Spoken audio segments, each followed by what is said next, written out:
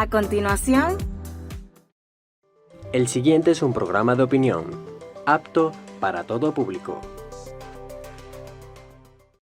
Anzoátegui Televisión no se hace responsable por los comentarios y opiniones emitidos en este programa.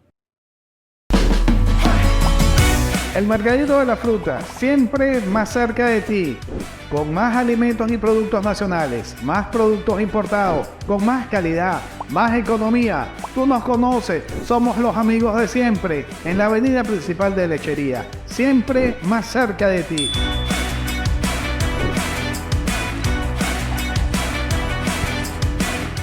Más. y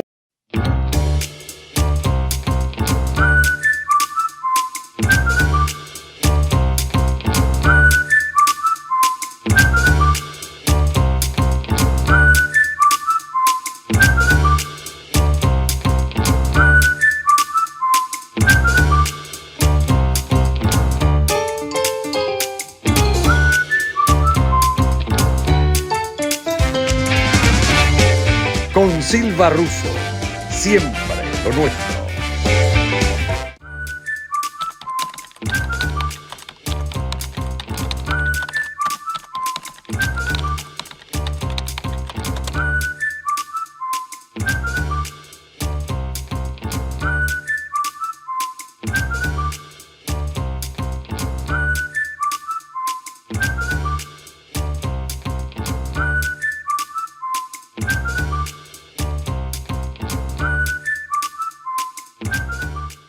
Buenas tardes, buenos días, buenas noches, en cualquier parte del mundo donde nos están viendo por su canal 7 de Intercable y la aplicación lorini.net/Anzoátegui TV. Hoy miércoles de salud con nuestro coanfitrión designado, el doctor Leopoldo González, y hoy con una invitada de lujo, una guariqueña. Para los que nos ven en todo el mundo, el estado Guárico, aparte de dar gente hermosa, da gente buena profesionalmente. Hoy nuestra invitada es la doctora Angélica María Madail Alayón. Nombres, apellidos portugueses y españoles, doctor González, como los suyos, González Gómez. Pudieran ser vecinos en Europa. La doctora Angélica María Madail es médico cirujano de una prestigiosa universidad. Somos de la misma universidad de egresados, doctora. Bueno. Nuestra gloriosa, nuestra honorable, nuestra hermosa UCB, Universidad Central de Venezuela. Aunque hay un gran amigo por aquí que es el doctor Ramón Abad, que egresó de la Universidad de Oriente, la UDO, tremenda universidad también pública, orgullosos de nuestras universidades venezolanas.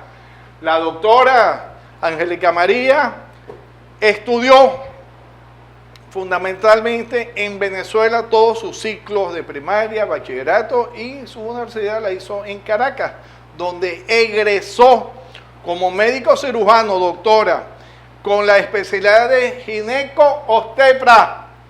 ¿Cierto, doctora? Sí, correcto. Tiene varias especialidades, las cuales las vamos a hablar a lo largo de este programa.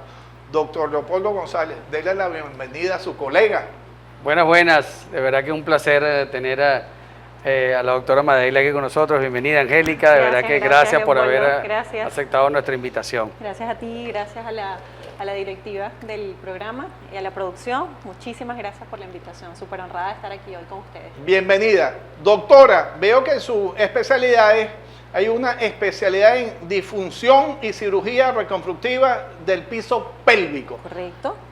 Eso es lo mismo en la disfunción del hombre, que es eréctil, que en la mujer. Es la misma palabra, significa lo mismo para hombre o para mujer. Las disfunciones de piso pélvico, en líneas generales, son disfunciones que tienen que ver con el piso pélvico. Básicamente es las estructuras fibromusculares que cierran la pelvis, ¿ok? Que va a ser tanto la pelvis femenina como la pelvis masculina, ¿ok? Básicamente la pelvis es una estructura ósea que es hueca en su salida, donde nosotros tenemos, por lo menos las mujeres, tenemos 3 orificios que son la uretra, la vagina y el recto. Los hombres tienen 2, ¿ok? Donde está lo que es el esfínter anal, efectivamente, y lo que es la uretra, porque los hombres no tienen vagina, pero eso igual constituye el piso pélvico. No tiene que ver con la disfunción eréctil per se, pero sí tiene que ver con disfunciones como los prolapsos hemorroidales, los prolapsos de mucosa rectal, que están en hombres y en mujeres, los prolapsos genitales de la vagina, los prolapsos de la uretra, la incontinencia urinaria, que puede haber tanto en hombres como en mujeres, ¿ok? Y sí también acapara una serie de disfunciones que tienen que ver con la parte sexual, tanto en hombres como en mujeres. ¿Okay? Pero es más que todo en relación a esas estructuras musculares para que funcionen para mejor, que funcionen bien los órganos intrapélvicos. Porque perdieron su cualidad en algún momento. Claro, en las mujeres generalmente pierden su cualidad, por ejemplo, cuando cuando las mujeres paren, porque es una cualidad única de las mujeres, ¿no? Y es un músculo. Es un músculo, es una estructura muscular que tiene esa debilidad, que específicamente es la vagina, que además tiene la propiedad de estirarse tanto como para que por ahí pase un bebé de 3, 4, 5 kilos, como podemos evidenciar en nuestras pacientes, ¿no? Pero en el caso de los caballeros también vamos a tener disfunciones. Quizás no paren, pero por ejemplo, un caletero levanta bastante peso. Y hacer peso y aumenta la presión intraabdominal, aumenta la presión dentro del abdomen y dentro de los órganos que están en el abdomen hacia esas zonas de debilidad que están en el piso pélvico, justamente. Entonces, un hombre quizás no va a tener un prolapso de vagina porque no tiene vagina, pero sí puede tener un prolapso rectal, por ejemplo. ¿Okay? De una especie de un segmento del intestino que puede protruir a través del ano, entre otras cosas. Y eso también es una disfunción de piso pélvico en los caballeros. Nuestra población femenina venezolana acude mucho a su consulta por esta reconstrucción. Un montón. Bueno, realmente no la palabra reconstrucción per se, porque a veces... es lo que se lee en su currículum. Claro, es que es muy extenso. Sí, lo que quiero aclarar es que quizás en la concepción diaria la gente dice reconstrucción como algo estético más que como algo funcional realmente, ¿no? Entonces van a la consulta porque realmente los problemas de piso pélvico, la vagina hay que reconstruirla porque sostiene justamente a la vejiga, sostiene a la uretra y esto genera muchos problemas, sostiene al útero en su lugar, entonces produce trastornos que generan una limitación y una afectación de la calidad de vida de las mujeres venezolanas y de las de todo el mundo que padezcan esto, que evidentemente implica una limitación para la realización de sus actividades diarias. Sobre todo sabemos que nosotras las mujeres venezolanas, pues aquí usted es mamá, papá, la gran mayoría, sale a la calle, trabaja de lo que aparezca, ¿ok? O sea, usted puede ser contador, sobre todo en la realidad país que tenemos, pero si a usted le toca hoy digamos, hacer una actividad donde usted tiene que, me tocó muchas como se han ido, que les ha tocado trabajar en construcción. Yo soy contador y yo estoy acostumbrada en mi vida, pero cuando llegan a otros países, ahorita justamente por la migración, me toca ser caletero, me toca frisar paredes, me toca levantar todo, me toca cargar cemento, cargar peso, y eso va a generar efectivamente una limitación para que ellas realicen ese tipo de actividades. ¿La resolución es siempre quirúrgica? No siempre es quirúrgica. Es quirúrgica cuando hay una afectación de calidad de vida importante que no podemos revertir con tratamiento médico, ¿ok? Y el tratamiento médico en las disfunciones de piso pélvico generalmente va a la rehabilitación, ¿ok? Podemos hacer ejercicios, podemos hacer electroestimulación, hay unas especies de dispositivos. Yo no sé si ustedes se recuerdan, yo no sé si yo soy tan vieja, ¿no? Había un aparatito que uno se lo conectaba aquí. Puede decir libremente su edad, que la van a ver aquí son y en 40, el exterior. Son 40, no tengo problema, 40 recién cumplidos, nuevos de paquete, recién estrenados. Pero con mucha experiencia en el área médica, que es lo más sí, importante. Gracias a Dios, sí. Una buena experticia. Entonces, había un aparatito, en mi época, yo no sé si en la tuya, pero en mi época había un aparatito que para la gente perezosa como yo, que no hace ejercicio, entonces se ponía la cuestión aquí, unos electrodos y hacía ejercicio de los abdominales. Hay eléctricamente, exactamente sí, cierto. un impulso eléctrico Sí. que generaba contractilidad, ¿no? Y eso es lo que se busca. Entonces hay esos aparatitos que se pueden utilizar para hacer rehabilitación de piso pélvico en casa. Hoy en día sigue existiendo esos aparatos. Sí, por supuesto, los son hay efectivos. diseñados para eso. Hay eso, está también el ultrasonido focal de alta intensidad que nos ayuda, incluso más que el láser, para pacientes que tienen disfunciones leves, por ejemplo, una incontinencia urinaria leve, un prolapso genital pequeño de pared vaginal anterior o posterior, pequeños, que no necesariamente tienen que ir a cirugía y que de hecho son mucho más accesibles en este momento, con una efectividad más o menos de 24 meses, ¿ok?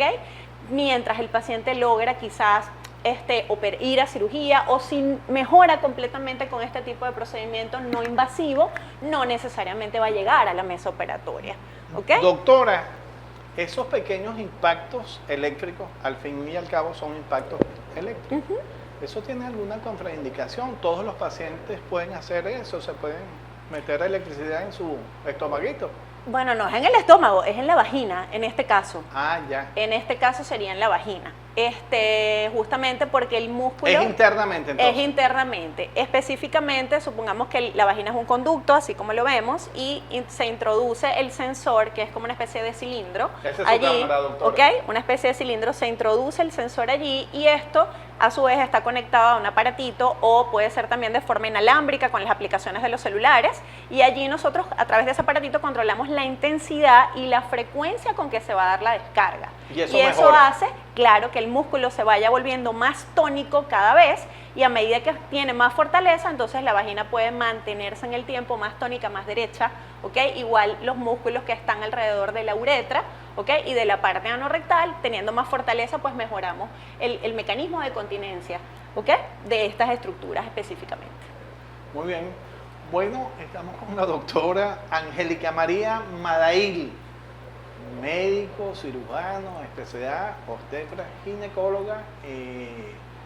En el primer segmento, doctor, despida y diga que ya regresamos. Ya regresamos con la doctora Angélica Madail. Ya regresa. Con Silva Russo.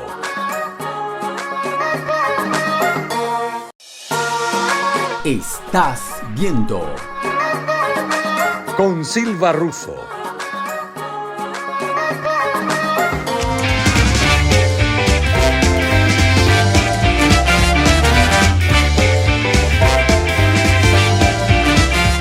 De vuelta a Miércoles de Salud con nuestra invitada de hoy, la doctora Angélica María Madail Alayón. Caramba. Sí, señor, tienes unos nombres importantes. ¿Cuál fue tu experiencia profesional? ¿Dónde estuviste los primeros años? Ya tienes prácticamente 20 años de graduada, a lo mejor algo menos, pero vas hacia 2 décadas. Voy hacia 2 décadas. ¿Dónde estuviste todos estos años? Después de que me gradué de médico, estuve haciendo mi rural en el hospital de Clarines. Y de hecho fue una experiencia súper buena porque es un hospital tipo 1. Clarines es un hospital tipo 1 que Explícale a la audiencia que es tipo 1 en los hospitales venezolanos. Un hospital tipo 1, en su momento, cuando yo estuve, era un lugar donde nosotros podíamos tener un área de emergencia, pero teníamos ciertas especialidades, ¿ok? Teníamos pediatra, teníamos un ginecobstetra y teníamos un médico internista. Entonces, es como decir, no es nada más un ambulatorio, sino que tienes camas de hospitalización. Entonces, tú tienes la oportunidad no solamente de, lo vi, no es mío y lo refiero para una institución de mayor alcance, sino que yo puedo ingresar mi paciente, hacerle seguimiento, tratarlo, resolver el caso y devolverlo a su casa, ¿ok? Sin necesidad de mandarlo a la puerta del hospital Racetti. Entonces nosotros teníamos la ventaja en esa época, que realmente tuvimos un hospital bien dotado, éramos un poco fastidiosos los que estábamos en ese momento, vivíamos haciéndole reclamo a la directora en su momento, pero realmente teníamos muchas cosas. Yo fui muy afortunada, Dios me bendijo en ese momento con la posibilidad de tener eso a mi alcance, que me permitió aprender mucho como médico general. Y la población fue afortunada. Y la población fue en ese momento muy afortunada. Nosotros llegábamos a ver diario 100 pacientes, diarios. Bastante. Y nosotros resolvíamos allí muchos accidentes de tránsito. Yo me acuerdo de una vez, tuve un accidente de tránsito que fue un autobús de los que van para Valle Guanape contra una gandola. O sea, imagínate la cantidad de pacientes que yo recibí en esa guardia. Y de esos que recibí, solamente referimos 4 al hospital Racetti, todos los demás los resolvimos nosotros, que eran suturas menores, observación, porque teníamos rayos X, teníamos laboratorio, entonces todo eso lo pudimos resolver allí. Y solo 4, y eran obviamente casos graves, eran unas amputaciones traumáticas, obviamente por la colisión, y esos pacientes sí evidentemente terminaron aquí en el hospital, pero sí pudimos resolver. Ojalá pudiéramos volver a eso, ¿no? Claro. Doctora, antes de que se nos pase este tiempo tan valioso en su entrevista, ¿dónde se puede ubicar usted? ¿Cuáles son sus redes, sus contactos, teléfonos? Ok, yo estoy ahorita en el Centro Empresarial de Lechería, en el piso número 8, en la oficina 810. Mis redes sociales, específicamente el Instagram, es doctora.angélica Madail, Angélica Piso Madail, doctora.angélica Angélica Piso, Madail. Como les dije, Centro Empresarial de Lechería, piso 8, oficina 810. Muy bien. Doctor González, su entrevistada. Doctora, bueno, en la experiencia que ya usted nos comenzó a hablar de clarines, y bueno, y después de tantos años graduada, la primera causa de consulta fuera de obstetricia, ¿cuál es en su consulta? Pues, ¿cuál es la primera causa por la que acuden los pacientes fuera de obstetricia? ¿En este momento o allá? Si ha variado, me lo especifica. No, sí, claro que ha variado. O sea, dentro de la obstetricia, que es lo que ejerzo, generalmente son los trastornos menstruales, es la causa número 1 de consulta en una consulta obstétrica. Y en general, realmente en clarines lo más frecuentes eran las infecciones respiratorias, y en una cierta época del año era el dengue, era lo número 1. Okay. Lo número 1, cuando pero, estaba pero como médico general. En ginecología obstetricia, los trastornos menstruales es lo más trastornos menstruales.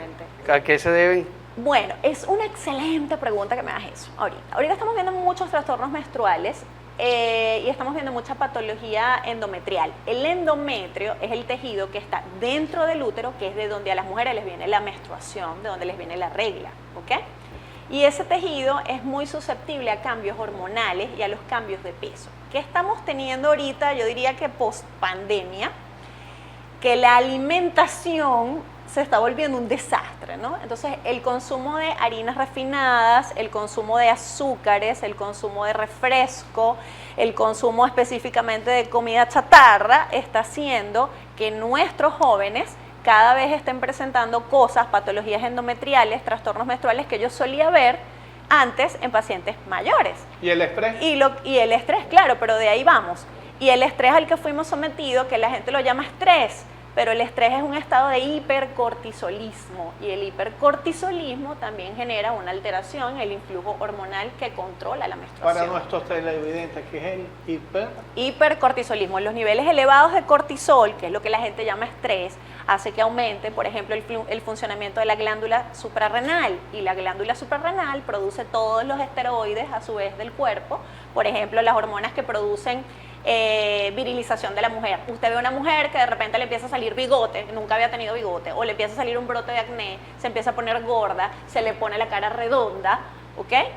Y empieza a ganar muchísimo peso, ¿ok? Se empieza a poner como masculina, le empiezan a salir vellos, le empieza a salir barba, ¿ok? Eso tiene mucho que ver con ese estado de estrés, ¿ok? Entonces el estrés, que sea por cualquier condición que se dé, tiene que ver con ese estado de hipercortisolismo. Entonces, ese trastorno, si nosotros no lo corregimos, pues vamos a una serie, es un efecto dominó. Usted mueve el cortisol y se mueve todo lo demás. Y eso, lo que me está hablando de los trastornos menstruales, yo me voy un poco más hacia las niñas. Sí, correcto. Eso ha adelantado la edad en que se produzca la menarquia, pues la primera menstruación en las niñas.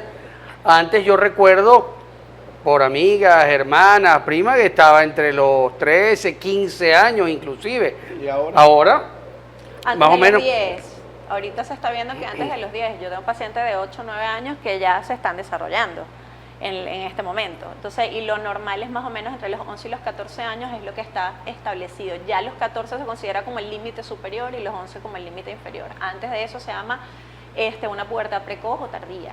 Entonces, cuando les hablaba de la alimentación es porque el consumo de azúcar y el consumo de harina refinada está haciendo que tengamos mucha elevación de los niveles de insulina en sangre, ¿ok? Y la insulina tiene un impacto directo sobre lo que la gente conoce como el ovario poliquístico. Entonces, antes yo veía... Poliquístico. Sí, antes yo veía, eso se llama actualmente síndrome hiperinsulínico hiperandrogénico crónico, o sea, virilización, o sea, te empiezas a poner toda masculina por culpa de una elevación de hormonas sexuales masculinas, que son las que le estoy diciendo de la glándula suprarrenal y parte también del ovario, ¿ok?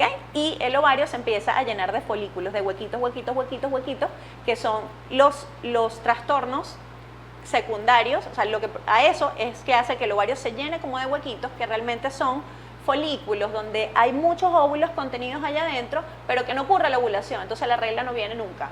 Son estas pacientes que entonces son gorditas o tienen mucho vello, o entonces se les oscurecen las axilas, se ponen hipercrómicas acá, se les oscurece el cuello, se les oscurece el área genital, se empiezan a poner gorditas, tienen mucho acné, se les cae el cabello, ¿ok? Entonces, estas pacientes tienen ciclos menstruales muy largos. Cada 40 días le viene la regla, cuando debería ser cada 28, cada 30, cada 21, por ejemplo.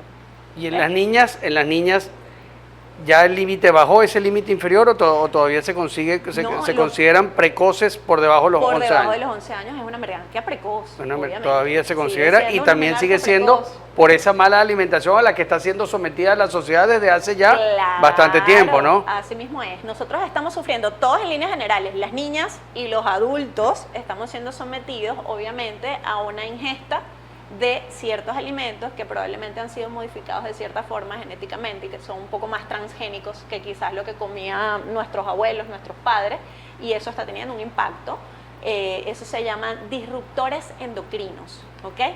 Disruptores endocrinos. Doctora, para las naciones, para los países vecinos, ellos padecen este mal igualmente como Claro Venezuela. que sí, por supuesto. Nosotros lo vivimos, pero los que tienen ahorita más trastornos hormonales de este tipo son los norteamericanos, justamente. Por la ingesta, El índice de diabetes y obesidad en Estados Unidos va, bueno, no sé, llegando al techo, yo creo. Usted no ve en Estados Unidos, sales a un supermercado, un mercado de estos grandísimos que hay allá, y los raros son los delgados. Es raro ver a una niña de 15 años que sea flaca. Si la ves flaca, hay gente que va, o sea, gran parte de la gente que va en carritos como motos a hacer mercados. La gente no va caminando como va por la obesidad, justamente. Y eso tiene que ver con la calidad de la alimentación que estamos teniendo. O sea, que nosotros todo estamos depende influidos, fundamentalmente de la ingesta. Somos los que comemos. Sí, y a veces no es cuánto comemos, eso influye el cuánto comemos, pero realmente es lo que comemos. Sí. No es lo mismo que nosotros nos comamos, por ejemplo, un puré de papas, que nosotros nos comamos y que sea un puré de una papa normal que usted la haga en su casa, que usted compre la bolsa procesada del puré de papas y le eche agua y lo mezcle, por ejemplo. Y no es lo mismo tampoco que usted se coma, por ejemplo, un plátano horneado, que es un carbohidrato complejo, por ejemplo, a que usted se coma una panqueca. La panqueca le va a hacer muchísimo más daño que el plátano horneado. Bueno, después de esta diserción sobre qué se debe comer y qué no se debe comer, el doctor González siempre habla muy mal de la ingesta de los dulces, del azúcar, dice que es veneno para la salud. Estoy de acuerdo. Ya regresamos con nuestra invitada de hoy, la médico cirujano, la doctora Angélica Madail. Ya volvemos. Ya regresa. Con Silva Russo.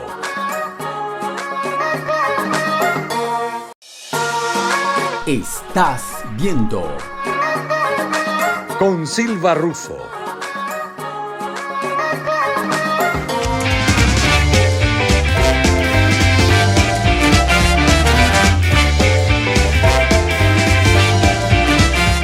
De vuelta con nosotros la médico cirujano, la doctora Angélica Madail, en nuestro miércoles de salud. Doctora, hemos hablado de un tema, de otro tema, y fuera de cámara decimos venezolanamente, para los que nos están viendo en las 90 naciones, qué mal hábito tenemos los venezolanos de comer azúcar. Totalmente. ¿Ah? Totalmente. Y estamos hablando que la prevención debe ser por parte tanto de los médicos, que son los que nos cuidan nuestra salud, pero que hay un componente de la familia que tiene los hijos, y los hijos desde temprana edad tienen que saber que el azúcar es dañino. Estaba diciendo el doctor González que en Colombia le pusieron un impuesto al azúcar y bueno, que se prendió un escándalo, porque obviamente el azúcar o los azúcares son un negocio mundial. Por supuesto, y ya de larga data, y es una industria gigantesca, y que los pechen con eso, Sí, señor. Obviamente. Su invitada, doctor. Disminuye. Doctora, yo sigo yéndome hacia las niñas, ¿no? ¿A qué edad considera usted necesario o recomendable que una niña acuda a su primera consulta ginecológica?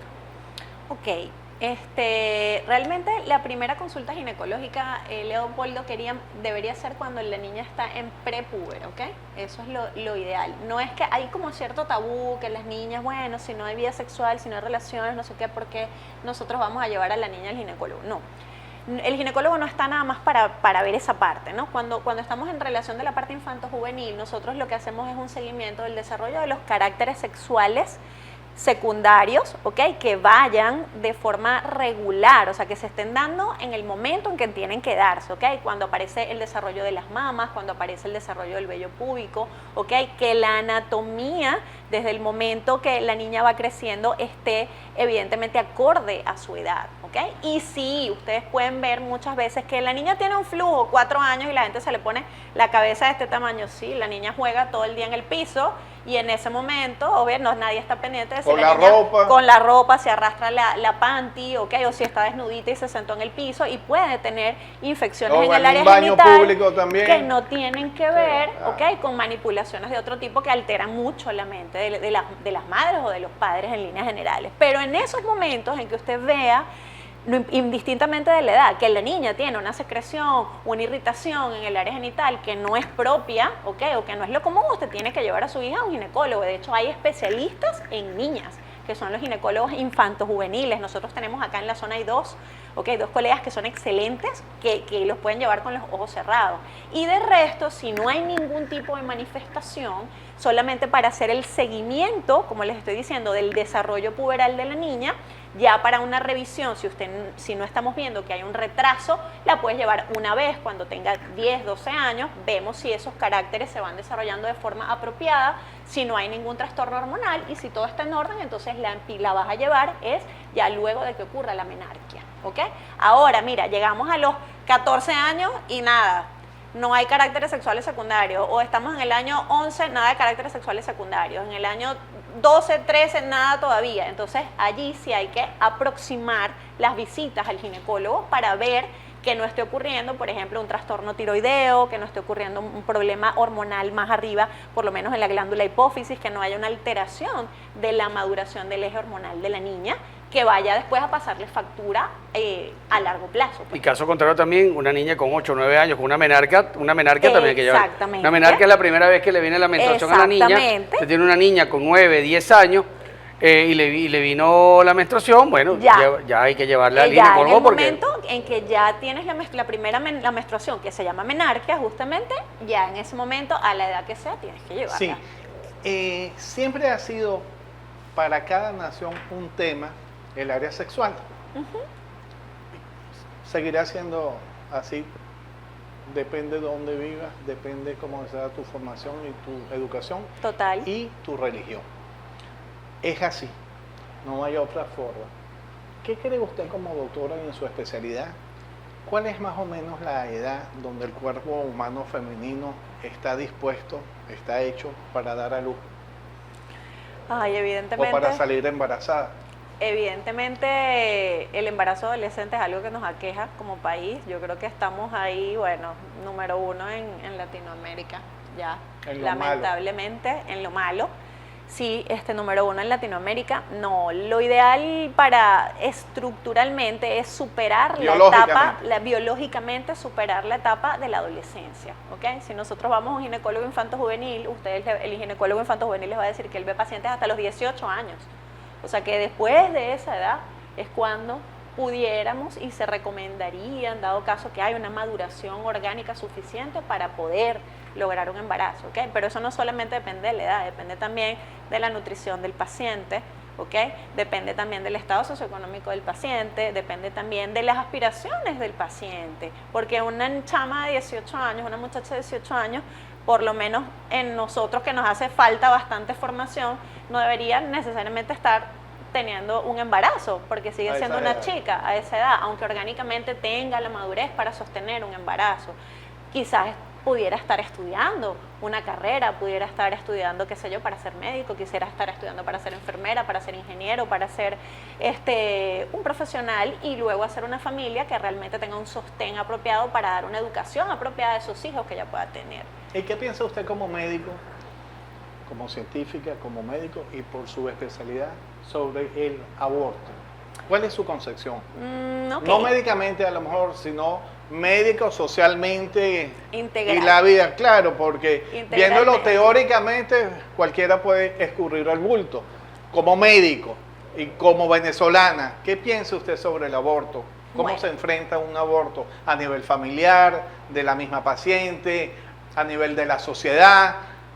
Ya va, es que son como varias preguntas juntas. Entonces, Así es este en programa. primer lugar, si estoy de acuerdo o no estoy de acuerdo. Yo estoy de acuerdo, excepto, ¿ok? ¿En qué estoy, excepto en qué casos? Yo estoy de acuerdo con el aborto, excepto en los casos donde prela la vida de la madre, ¿ok? Donde el bebé no va a sobrevivir, donde sabemos que el bebé no va a sobrevivir, por ejemplo, porque tiene múltiples malformaciones congénitas. En el caso que yo tengo una madre, mira, este embarazo, tienes 3 hijos más y este embarazo, tú tienes una condición de base, una condición crítica que va a hacer que este embarazo probablemente fallezca y dejas a los otros 3. Y eso igual sigue siendo igual decisión de la madre, porque en nuestro país no hay leyes aprobadas para eso, ¿ok? Igual eso es bajo consulta, indudablemente. Y cuando tenemos un feto mal formado, obviamente, que es incompatible con la vida, generalmente hacemos interrupción y yo estoy de acuerdo con eso. Estoy de acuerdo con eso a título personal en el caso de los abusos sexuales, ¿ok?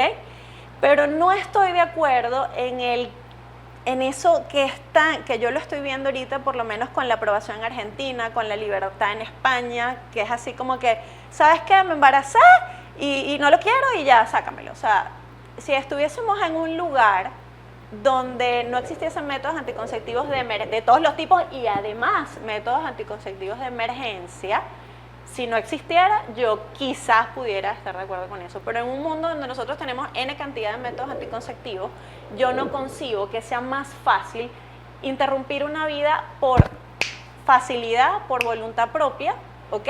Como si fuera algo, no sé, descartable, vamos a decirlo así. Muy fuerte, pero cierto. Usted ya ha dicho antes que Venezuela está prácticamente en el primer lugar de los embarazos en los adolescentes. ¿Y en qué lugar está Venezuela en la cifra negra sobre los abortos? Según No, su opinión. Bueno, Aunque no la conozca no oficialmente. No hay publicaciones oficiales de eso, Yo sé, pero tengo, ajá. por lo menos le puedo decir que en mi experiencia, que me han llegado al consultorio a solicitarlo, y yo obviamente nada que ver, no es conmigo, no te puedo ayudar con eso. Mira, Pero en Venezuela. en el año, no tengo un número, la verdad es que no lo tengo, pero en mi consulta, por lo menos en el tiempo pandemia, en el año pandemia, en el 20, estamos en el 23, en el 21, o sea, el del segundo año de la pandemia, yo creo que yo recibí en mi consultorio por lo menos 10 pacientes que se querían interrumpir.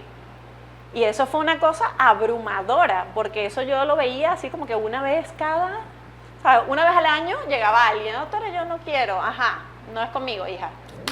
Pero en el año 21 y 22 fue abrumador, 10, 12 pacientes en un solo año, o sea, es...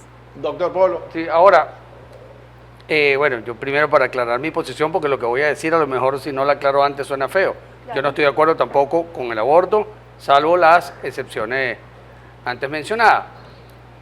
Pero pero la muchacha está sana y tomó su decisión y no quiere tener su chamo y decide abortar. Eso trae riesgos para su salud, porque una cosa es que inclusive si yo me saco una muela, pues voy a quedar masticando mal, después puedo tener infecciones, o sea, Sí, entiendo. eso le va a traer consecuencias, o le pudiese traer consecuencias a su salud. Indudablemente que sí, o sea, sobre todo, y por eso es que ahorita no la tenemos nosotros, ¿no? Pero hay un plan ahorita que se llama el aborto asistido, ¿ok? Para los países, y de hecho Colombia, hay una doctora colombiana que es una de las que está al tope de eso en América Latina, donde se recomienda y donde de hecho nos dan a nosotros la directriz como médicos de que si a mí me llega una paciente que se lo quiere hacer y se lo va a hacer, yo por lo menos tengo, si yo no se lo voy a hacer, porque yo no se lo voy a hacer, porque yo no estoy de acuerdo, porque aquí no hay leyes para eso, yo por lo menos tengo que informarla a ella de lo que no debe hacer para que no arriesgue su vida, porque básicamente la interrupción del embarazo depende del momento en que lo decide hacer, porque no es lo mismo el interrumpir tiempo, un 2 embarazo meses que a los 7. de 4 meses con un embarazo de 8 meses, evidentemente que no, y el con qué lo va a hacer, ¿ok? Porque hemos tenido historias hasta del jabón azul, del tallo de perejil, del gancho de ropa. De la malta caliente. ¿Ok? De la malta caliente, de las pastillas de, no lo puedo decir, de misoprostol, pero hay un nombre comercial de esas pastillas. Y eso tiene una dosis para utilizarse. Entonces nosotros debemos asesorar realmente al paciente para evitar que vaya a caer en alguno de esos métodos Educación no deseados. sexual. Exacto, y que no se vaya a morir en el intento, Sí, ¿ok? señor. Porque sí, puede quedar infértil. Sí, señor. Hoy miércoles de salud, tema de actualidad como debe ser con la doctora Angélica María Madail. Ya regresamos. Ya regresa. Con Silva Russo.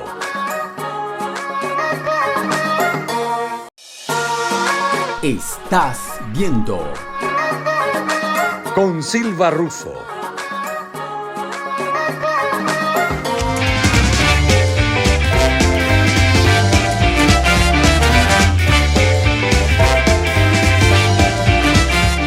Bienvenidos de nuevo a nuestro miércoles de salud. Buenos días, buenas tardes, buenas noches. Último segmento en cualquier parte del mundo donde nos están viendo. Intercable, Canal 7 y la aplicación lorini.net/Anzoátegui TV. Hoy con una invitada agradable porque habla sabroso, aparte de ser médico cirujano, y su especialidad es de esas especialidades necesarias. Es obstetra y es ginecóloga, con varias especialidades más. ¿Qué piensa usted? Esta pregunta se la debo hacer porque los televidentes que están en muchas naciones en el mundo la están esperando. ¿Qué piensa usted? Varias preguntas a la vez para que usted se tome su tiempo y las desarrolle. ¿Qué piensa usted sobre el matrimonio entre seres del mismo género? ¿Qué piensa usted de los movimientos LGBTQI? QI, es cierto. Plus. Pero, ¿cuál es su posición como médico, como científica, como gente que trae al mundo nuevas vidas? Por usted, que es una persona joven, moderna, evolucionada, pero usted que tiene hogar, principios, hijos, seguramente familia, todo eso, religión, ¿cómo se maneja eso en este mundo? La cámara suya es la número 4. A ver, como médico y como persona, como ser humano, evidentemente que respeto la posición y digamos la tendencia sexual o la diversidad sexual de cada ser humano, indudablemente que lo hago, ¿no? Y tengo muchos pacientes que son transgénero, por ejemplo. La especialidad de piso pélvico es una de las cosas que me lleva a recibir algunos transgéneros, sobre todo por el tema del cambio de sexo, ¿no? De la cirugía para cambio de sexo y todo eso, ¿no? Entonces, es un poco complejo, sobre todo porque esos son una serie de pacientes que es como un choque. Justamente lo que ven es un choque entre su cuerpo y su espíritu, diría yo, su mente, su alma, su concepción de sí mismo, ¿no? Entonces, algo que yo pienso que, uno, que tenemos que respetar. Dos, sin embargo, pienso que está mal orientado en la sociedad en este momento. ¿Por qué? Porque estamos como que aceptando todo lo que aparezca, todo lo que salga. Y el problema es que nadie se ha detenido a ver qué realmente es lo que está pasando. O sea, si realmente estamos naciendo así, si realmente es un trastorno o no lo es, si algunos son un trastorno y otros no. Si todo es normal, si todo el sexo diverso es normal y es aceptable, o si realmente alguna de esas variantes tiene algún trastorno. Hay muchas ahorita publicaciones, acaba de salir una chica, por ejemplo, que la sometieron a un programa de cambio de sexo, de todo, con cirugía y todo, en España, y la chica está demandando porque ella le hicieron todo eso, y entonces después que lo hicieron, entonces ahora ya no tiene útero, y resulta que ahora ya sí se siente una mujer, y entonces ella quiere ser mamá y quiere tener hijos. Y entonces le hicieron una ovarectomía bilateral y le hicieron una histerectomía y no tiene senos y entonces ahora no soy mujer porque no soy capaz de dar vida ni de tener acceso a eso, ¿no? Entonces yo pienso que es algo que, uno, que tenemos que respetar como personas, como seres humanos, ¿ok? Dos, evaluar muy bien qué realmente y establecernos un estándar ahorita de realmente, mira, qué es lo que es normal y qué es lo que ya no lo es, qué es lo que se está saliendo de la normalidad. Pienso que hay gente que nace con esa conducta. De hecho, yo tengo familiares que son gays, y de hecho tengo una prima que de hecho está casada en España y tiene una hija, tuvo una hija ahorita con su esposa. Y no tengo nada en contra de eso, una familia hermosísima. Sin embargo, yo a ella la recuerdo de niña, desde que teníamos 2, 3 añitos, jugando con el carrito. Entonces a mí no me entra la idea, ni siquiera como médico, ni como científico, de que, ay, no, es que eso es adquirido. Entonces yo pienso que hay ahorita 2 vertientes. Hay una parte que sí es nacida y hay otra parte que se deriva de una serie de conductas que están ocurriendo, que están influidos mucho por las redes sociales, porque sale un actor muy famoso que tiene millones y millones de seguidores y que hacen que él, que de repente tiene un trastorno, ¿sabes qué? Hoy no me siento mujer, me siento hombre. Pasado mañana me siento perro, pasado mañana me siento gato. Y sobre esa conducta, y entonces, sobre perdón, los niños pequeños. el que tenga 14 millones de seguidores, entonces hace para un adolescente, por Los ejemplo, influencers. Exacto, hace que los influencers entonces sean lo normal y lo socialmente aceptado, aunque sea incorrecto. ¿Y qué piensa usted sobre ese mensaje para los niños de 3, 4, 5, 6 años? Para los niños, me parece que los padres que tienen hijos de 3, 4, 5, 6 años lo tienen muy difícil, muy difícil. Creo que allí hay un límite. Yo no tengo hijos, por ejemplo. Creo que lo tienes difícil, Leopoldo, la tienes rudísima. Creo que habría que mostrar y dejarlos decidir, darles una educación de acuerdo a la que cada quien ha recibido, a enseñarlos a aceptar que esto existe, ¿ok? Pero en la medida que se vayan desarrollando las cosas más adelante, que estoy segura que este mundo que está cambiando de forma vertiginosa en un par de años, va a decir, mira, hasta aquí es la cosa y más allá no, y bueno, hay que irse adaptando más o menos a lo que va viniendo. Según ciertas Pero cifras, hay que aceptar hasta cierto punto.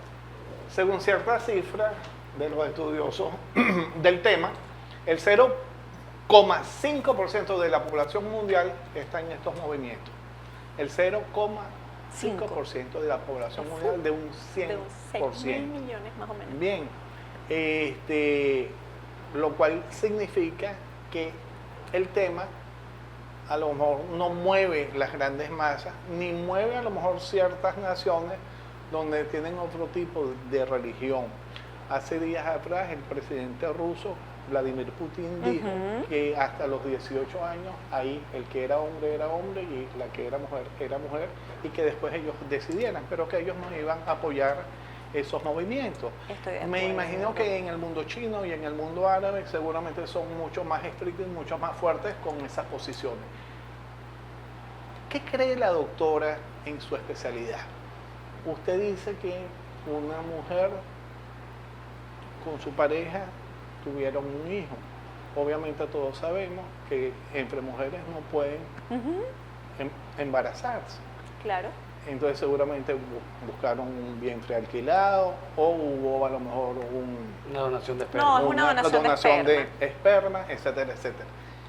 ¿Hasta dónde usted, como médico, pero como científica, ve lo positivo, aunque respetemos? Uno puede respetar opiniones y estamos obligados, tanto el doctor como usted, como yo.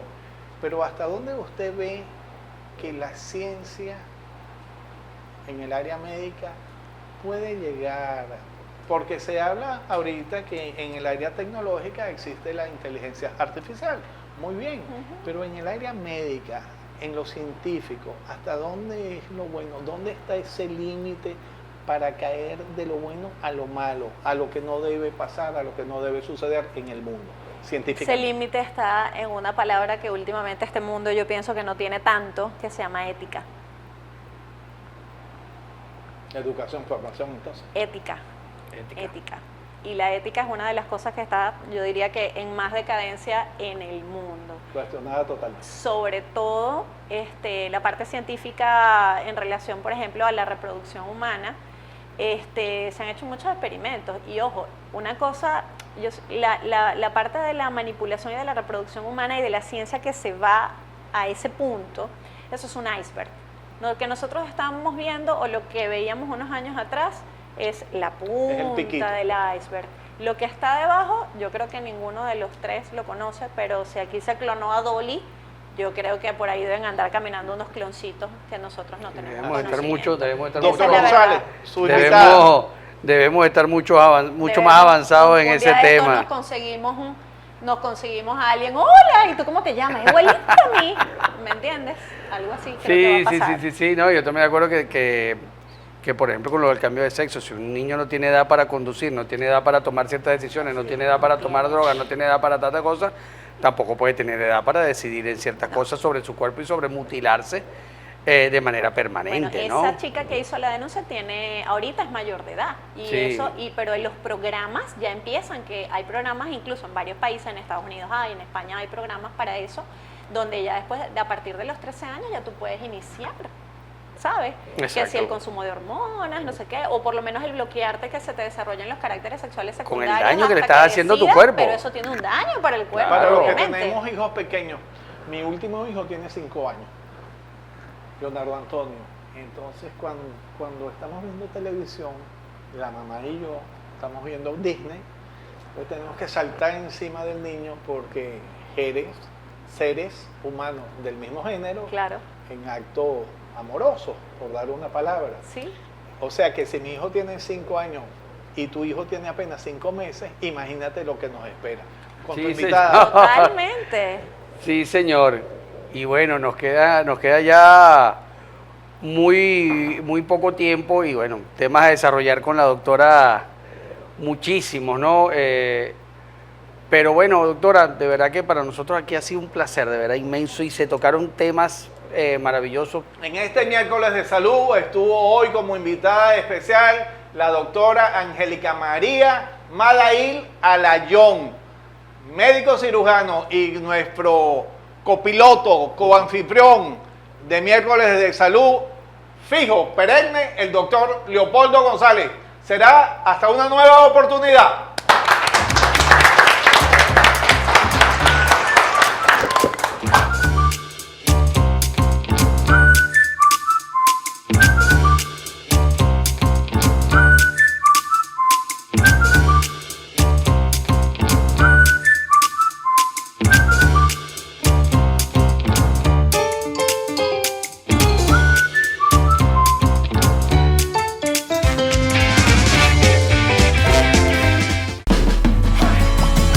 El Mercadito de la Fruta, siempre más cerca de ti, con más alimentos y productos nacionales, más productos importados, con más calidad, más economía. Tú nos conoces, somos los amigos de siempre, en la avenida principal de Lechería, siempre más cerca de ti.